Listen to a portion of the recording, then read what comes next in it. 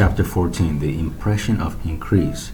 Whether you change your vocation or not, your actions for the present must be those pertaining to the business in which you are now engaged. You can get into the business you want by making constructive use of the business you are already established in, by doing your daily work in a certain way. And insofar as your business consists in dealing with other men, whether personally or by letter, the key thought of all your efforts must be to convey to their minds the impression of increase. Increase is what all men and women are seeking. It is the urge of the formless intelligence within them seeking fuller expression. The desire for increase is inherent in all nature.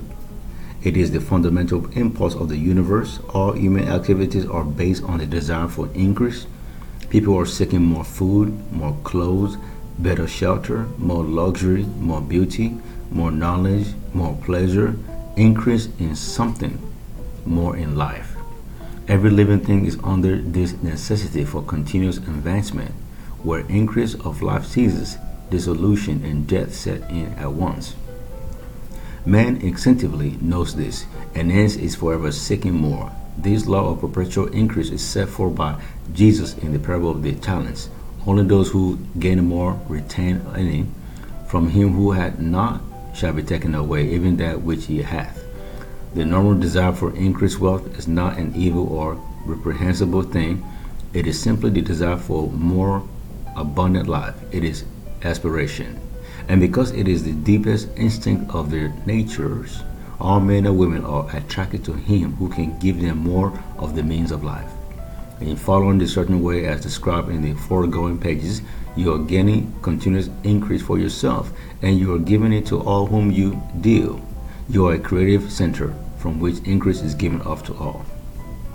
Be sure of this, and convey assurance of the fact to every man, woman, and child with whom you come in contact.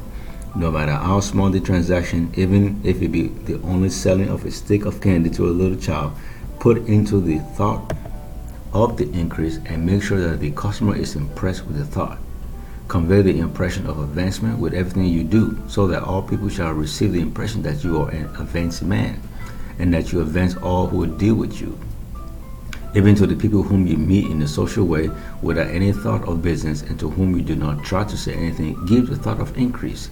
You can convey this impression by holding the unshakable faith that you yourself are in the way of increase, and by letting this faith inspire, fill, and permeate every action.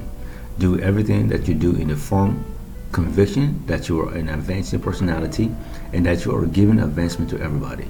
Feel that you are getting rich, and that in so doing you are making others rich, and conferring benefits on all.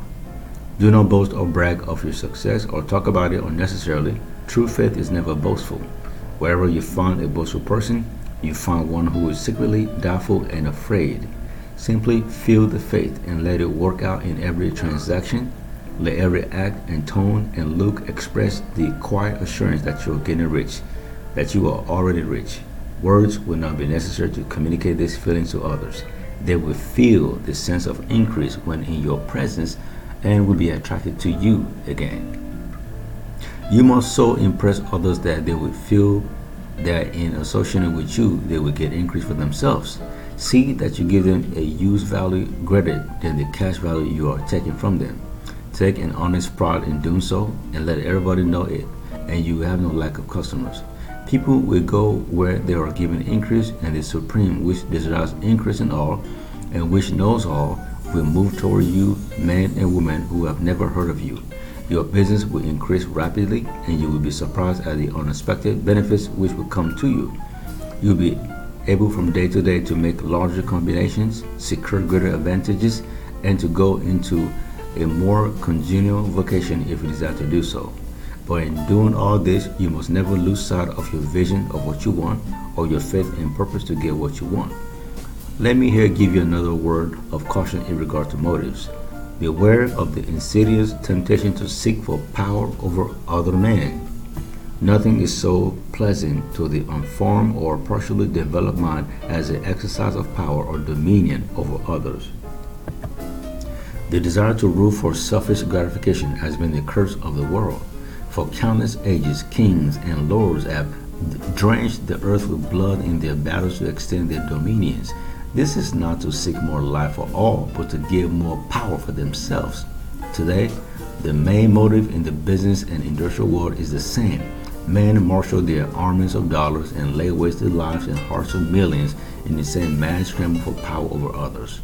Commercial kings, like political kings, are inspired by the lust for power. Jesus saw in this desire for mastery the moving impulse of that evil world he sought to overthrow. Read the 23rd chapter of Matthew and see how he pictures the lust of the Pharisees to be called master, to sit in the high places, to domineer over others, and to lay burdens on the backs of the less fortunate. And note how he compares this lust for dominion with the brotherly seeking for the common good to which he calls his disciples. Look out for the temptation to seek for authority, to become a master, to be considered as one who is above the common herd, to impress others by lavish display, and so on. The mind that seeks for mastery over others is the competitive mind, and the competitive mind is not the creative one.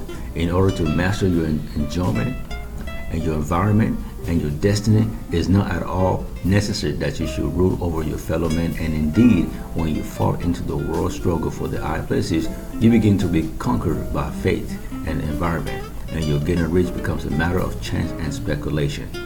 Beware of the competitive mind. No better statement of the principle of creative action can be formulated than the favorite declaration of the late Golden Rule. Jones of Toledo. What I want for myself, I want for everybody.